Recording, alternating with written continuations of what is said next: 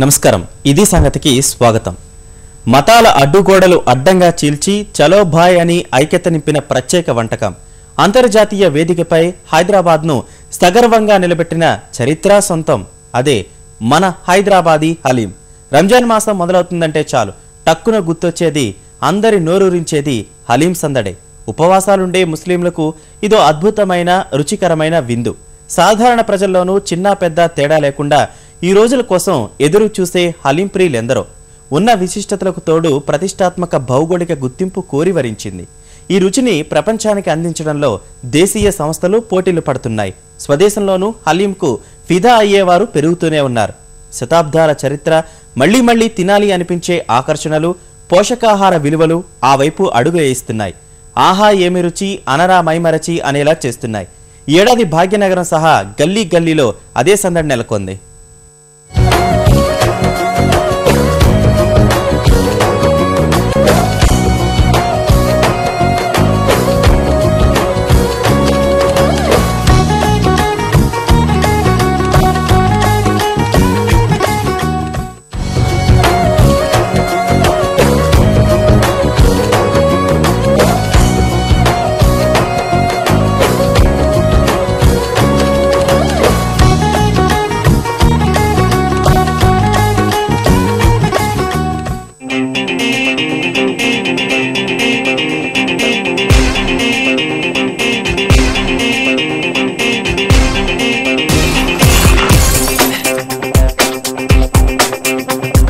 భాగ్యనగరి పేరు చెప్పగానే ముందుగా గుర్తొచ్చేది చార్మినార్, గోల్కొండ కోట, హైదరాబాద్ బిర్యానీ, ఇరానీ చాయ్. అయితే ఒక్క రంజాన్ మాసంలో మాత్రం వాటి స్థానాన్ని ఆక్రమించేస్తుంది పసందైన హలీం. ఈ నెల రోజులు హలీం గుమగుమలు నగరాన్ని చుట్టుముట్టేస్తాయి.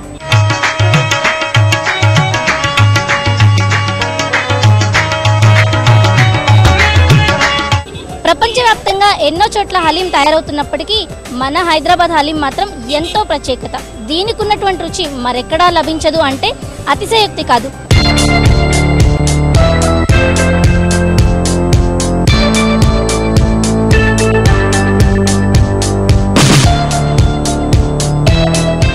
హలీంకు అంతా సలాం చేస్తున్నారు పక్క హైదరాబాదీ రుచికి ఫిదా అవుతున్నారు రంజాన్ మాసానికే ప్రత్యేకమైన రుచిని నూరారా ఆస్వాదిస్తున్నారు భాగ్యనగరం మొదలు ప్రతి గల్లీ హలీం గుమగుమలు కట్టిపాడేస్తున్నాయి తిన్న ప్రతి ఒక్కరూ వాహ్ హలీం అంటూ మైమరిచిపోతున్నారు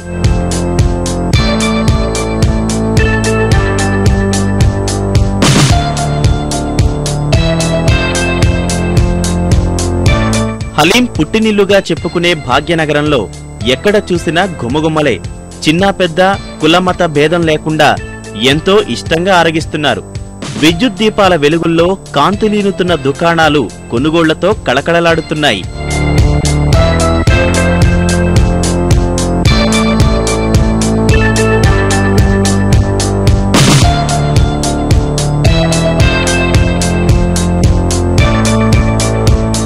I love this halim very much.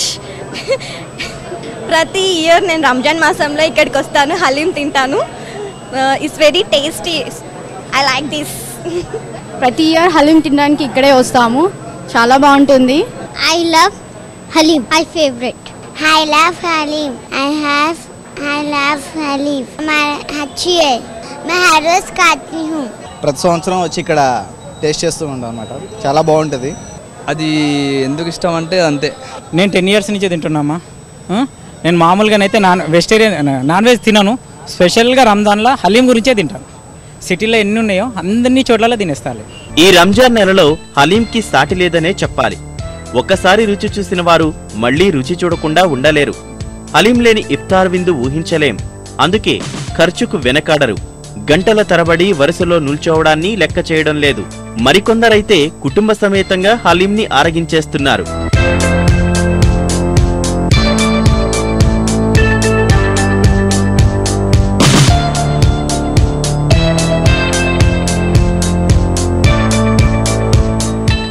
నాకు హలీం అంటే చాలా ఇష్టం.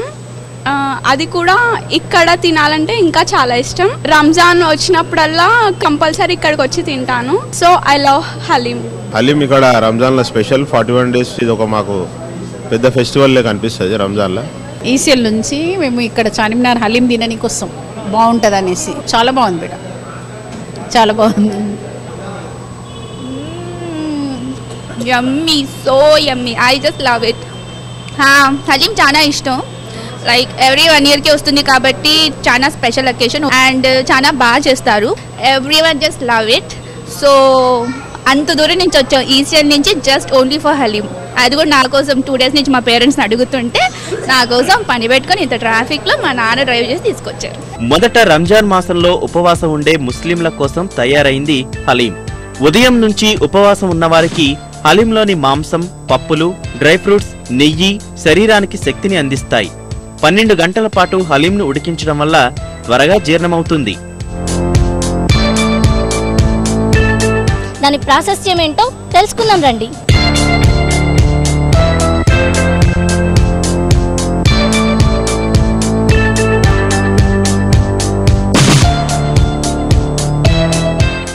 ఇప్పుడు మనమున్నాం హలీం తయారు చేసే కేంద్రంలో.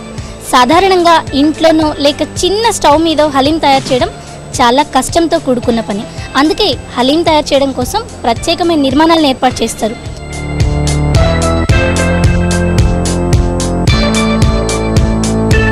హలీం పేరు వింటే చాలు నోరూరాల్సిందే, రుచి చూడాలని తహతహలాడాల్సిందే. ఘుమఘుమలాడే హలీంని తయారు చేయటం తిన్నంత సులభం కాదు. ఇందుకోసం సుదీర్ఘ ప్రక్రియ కొనసాగుతుంది. ముందుగా భారీ పొయ్య ఏర్పాటు చేస్తారు. అడుగు మందం పెద్ద గిన్నె పెట్టి చుట్టూ ఇటుకలు పేర్చి ఎర్రమట్టితో పూత పూస్తారు. అలా అరుగు రూపొందించి ఓవైపు కట్టెలు పెట్టి మంట పెట్టేందుకు వీలుగా రంధ్రాన్ని ఉంచుతారు. పాత్ర చుట్టూ ఇటుకలతో మూసివేస్తారు. ఇలా తయారైన వాటినే హలీం బట్టీలంటారు. వాటిపైనే హలీం తయారు చేస్తారు. హలీంని తయారు చేసేందుకు భారీ తతంగం అవసరమా అంటే సాధారణంగా ఇందుకు ఎక్కువ మొత్తంలో మాంసం వినియోగిస్తారు. ఎక్కువ వేడి వద్ద మాత్రమే అది ఉడుకుతుంది.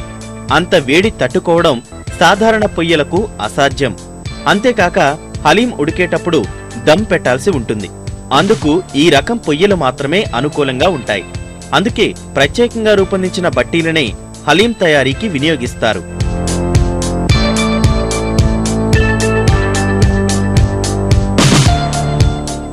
సాధారణంగా హలీంను పొట్టేలు మాంసంతోనే తయారు చేస్తారు. అయితే ఆ తర్వాతి కాలంలో కోడి, మేక మాంసాలతోనూ హలీం అందుబాటులోకి వచ్చింది.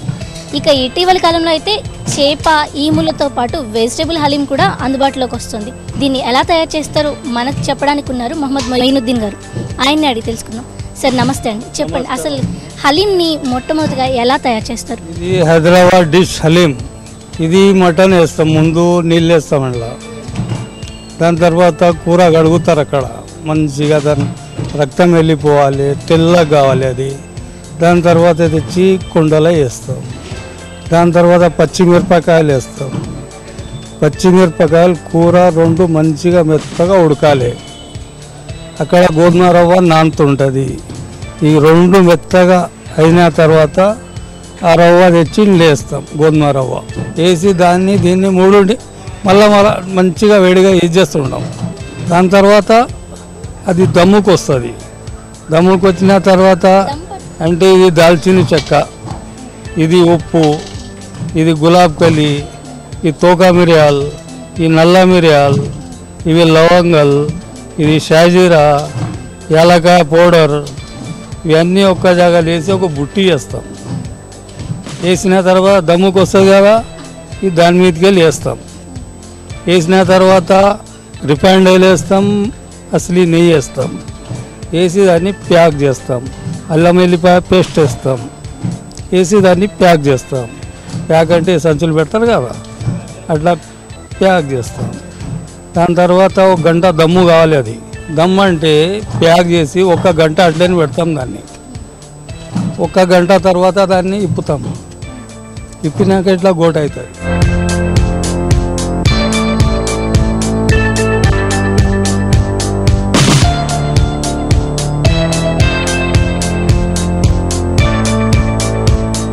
దమ్ పట్టి మసాలా దినుసులతో బాగా ఉడికిన మాంసం గోటా పద్ధతిలో మంచి రుచిని సంతరించుకుంటుంది.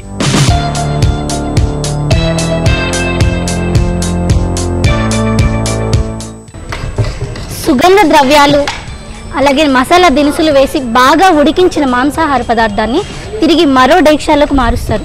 నెయ్యి పప్పు కలిపి ఇలాంటి పెద్ద పెద్ద కర్రలతోటి తిప్పుతూ ఉంటారనమాట.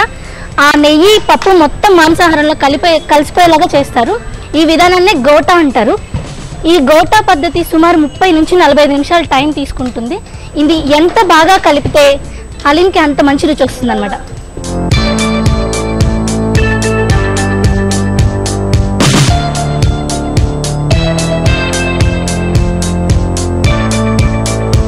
మళ్ళీ కొద్దిగా కింద మీద కొడుతూ ఉంటాం.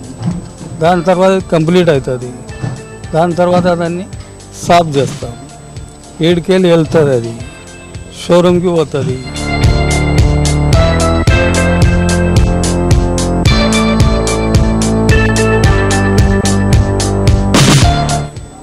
థ్యాంక్స్. ఇది మొత్తంగా హలీం తయారు చేసే విధానం. చూసారు కదా, తిన్నంత ఈజీ అయితే కాదు హలీంని తయారు చేయడం.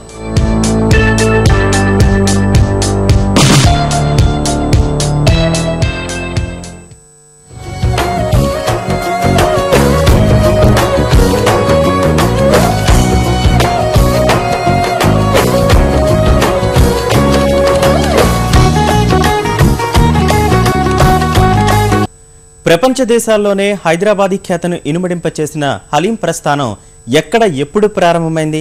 అసలు హలీంను మనకు పరిచయం చేసింది ఎవరు? అది పక్కా హైదరాబాదీ వంటకంగా ఎలా రూపుదిద్దుకుంది? ఈ ఘుమఘుమలను దేశ విదేశాలకు విస్తరించేందుకు దేశీయ సంస్థల ప్రణాళికలేంటి?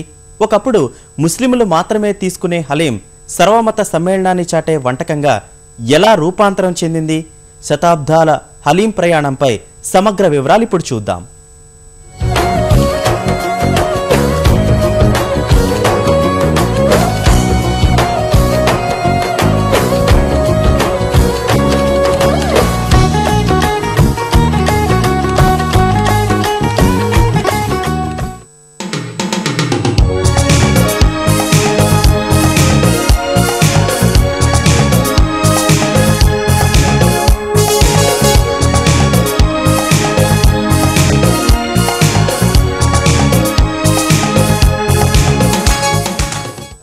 చవులూరించే ఈ హలీంని మనకి రుచి చూపించింది ఎవరు? ఈ ప్రశ్నకి చాలా రకాల సమాధానాలే వినిపిస్తున్నాయి. కొందరు ఇరానియన్లు అంటే మరికొందరు అరబ్బులు అంటున్నారు. మరి దీని వెనుకున్న అసలు కథ ఏంటో? వాహ్ హైదరాబాద్ చేతనే వాహ్ వా అనిపించే హలీంకు పెద్ద చరిత్రే ఉంది. ఈ ఘుమఘుమల వెనక శతాబ్దాల కథ ఉంది. అరబ్ ప్రపంచం అందించిన ప్రత్యేక వంటకానికి మనవైన రుచులు చేర్చి హలీంను పక్కా హైదరాబాదీగా మార్చారు ఇక్కడి వారు. హైదరాబాద్ అంటే గుర్తొచ్చే చార్మినార్, సాలార్జంగ్ మ్యూజియం, దమ్ బిర్యానీలే కాదు, నోరు ఊరించే హలీం కూడా ఉందనేంత ప్రత్యేక స్థానాన్ని ఇచ్చారు. అందుకే పుట్టింది అరబ్ గడ్డపైనే అయినా హైదరాబాద్ పేరు మీదే భౌగోళిక గుర్తింపు పొందింది హలీం. డార్జిలింగ్ తేయాకు, బెనారస్ పట్టు, తిరుపతి లడ్డూలతో పాటు ఆ అరుదైన గౌరవాన్ని అందుకుంది. అమెరికా వాసులు సైతం హైదరాబాద్ హలీం కోసం ఎదురు చూసేలా చేసింది.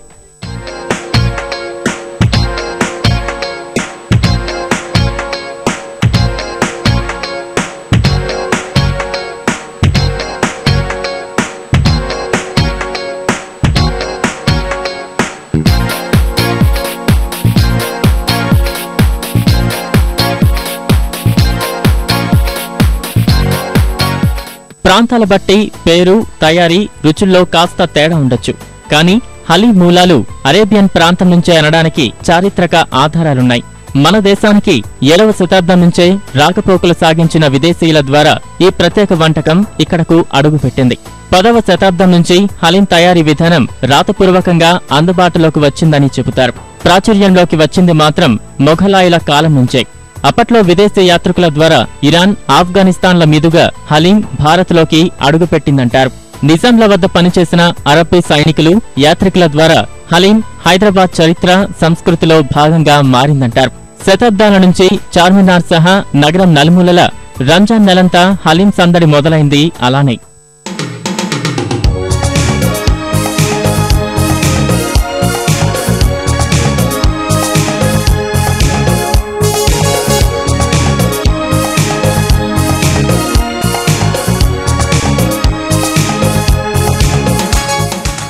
హరీస్, హరీసా, కిచ్రా వంటి ఇతర పేర్లున్నప్పటికీ ఈ వంటకం భాగ్యనగర వాసులకు మాత్రం హలీంగానే సుపరిచితంగా మిగిలిపోయింది. హలీం అంటే అత్యంత సహనశీలి అని అర్థం. నిజానికి ఈ వంటకాన్ని హలీం అని పిలవడం కూడా సరికాదనే వారున్నారు. ఎందుకంటే హలీం అంటే అల్లాకి ఉన్న పేర్లలో ఒకటి. అందుకే ఈ వంటకాన్ని దలీం అని పిలవాలట. ఇక విస్తృతి విషయానికి వస్తే భారత్, పాకిస్తాన్, బంగ్లాదేశ్ లో ప్రతి చోట వాహ్ హలీం అంటూ ఆస్వాదిస్తారు. మధ్యప్రాచ్యం, మధ్య ఆసియా, ఇరాన్, టర్కీల్లోనూ ఇంతే ఆదరణ ఉంది. రంజాన్ మాసమంతా హైదరాబాద్ నుంచి ప్రపంచం మొత్తానికి హలీం సరఫరా అవుతుంది. కొన్ని చోట్ల ఏడాది అంతా అందుబాటులో ఉన్నప్పటికీ ముస్లిం వివాహాలు, ప్రత్యేక సందర్భాల్లోనూ విందు ఆరంభంలో హలీం వడ్డింపు ఆనవాయితీగా వస్తోంది. అందుకే ఏటా ఈ రోజుల్లో హైదరాబాద్ సాయంత్రాల్ని సరికొత్తగా ఆవిష్కరిస్తుంది హలీం.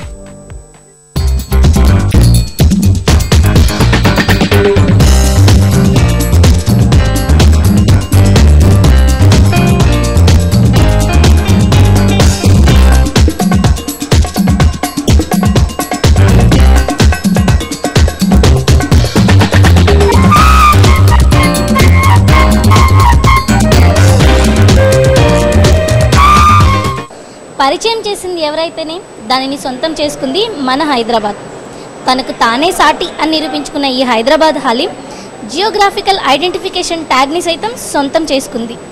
మన దగ్గర తయారయ్యే ఈ హలీంని రుచి చూసేందుకు దేశ విదేశాల వారు ఎంతో ఆసక్తిగా ఎదురుచూస్తుంటారు.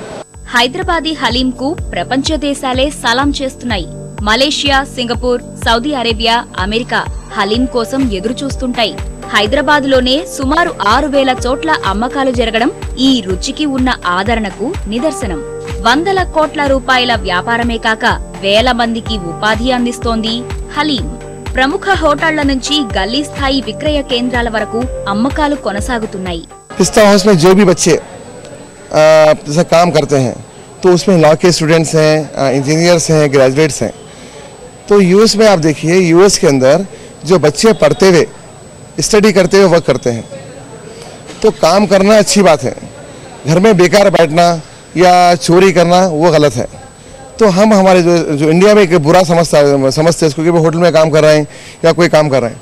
तो हम ये कॉन्सेप्ट लेके चल रहे हैं कि आप दिन में कॉलेज करिए, शाम में आप 3-4 घंटे आप काम करिए. आप ये प्रैक्टिकल लाइफ में जो है बिजनेस के लिए प्रैक्टिकल हम लोग शुरू करें हम लोग. तो ये हमारा कॉन्सेप्ट है. హలీంకు ఇంతటి పేరు తెచ్చింది మాత్రం భాగ్యనగరంలోని ప్రముఖ హోటళ్లు పిస్తా హౌస్, సార్వి, పారడైజ్.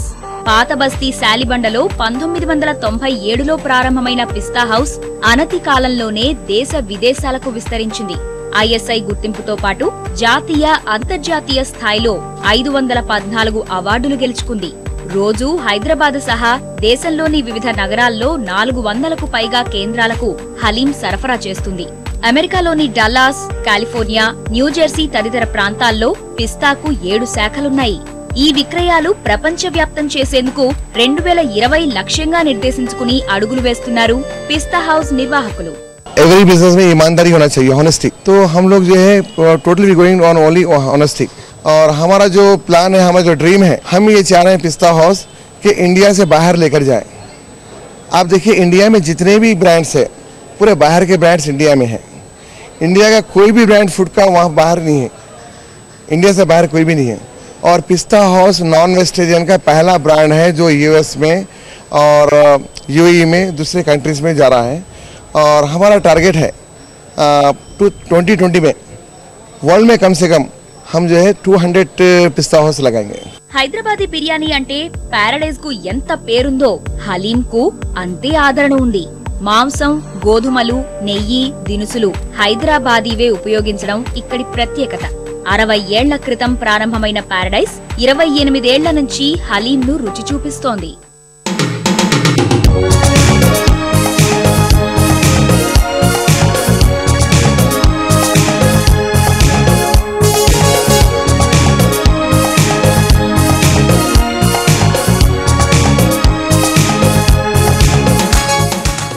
హలీంకి మరింత ప్రాచుర్యం కల్పించేందుకు హైదరాబాద్ హలీం తయారీదారుల సంఘం సరికొత్త పద్ధతులను అనుసరిస్తోంది. తక్కువ సమయంలో రుచికరమైన హలీం తయారీ పోటీలు నిర్వహిస్తోంది. హలీం తింటూ రుచిని ఆస్వాదిస్తూ తీసిన సెల్ఫీలను ఫేస్బుక్ లో అప్లోడ్ చేస్తే అత్యంత అద్భుతంగా వచ్చిన సెల్ఫీకి బహుమతులు సైతం ఇస్తున్నారు.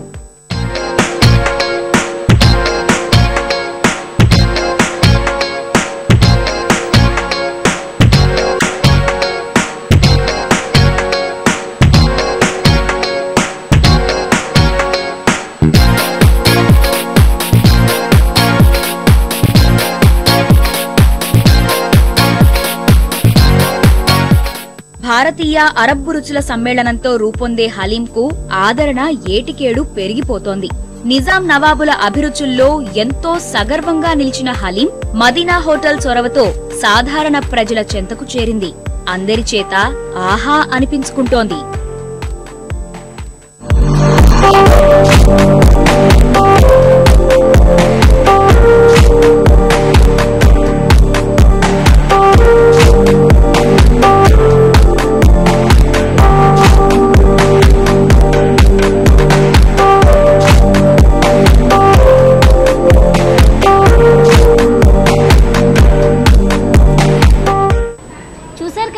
ఇది మొత్తంగా హలీం కథా కమామిషం.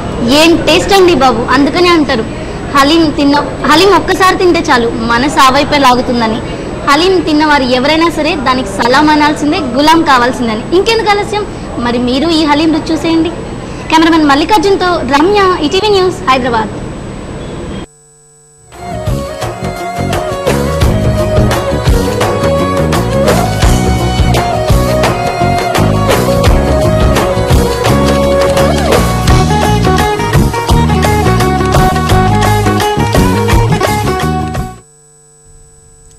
అరబ్ గడ్డ నుంచి పక్కా హైదరాబాదీ వంటకంగా రూపుదిద్దుకున్న హలీం ఖ్యాతి ఏటికేడు విస్తరిస్తూనే ఉంది. గల్లీ నుంచి అంతర్జాతీయ స్థాయికి చేరిన ఈ గుమ్మగుమ్మలు ప్రపంచంలోని అన్ని దేశాల్లోనూ నోరూరించే దిశగా అడుగులు వేస్తున్నాయి.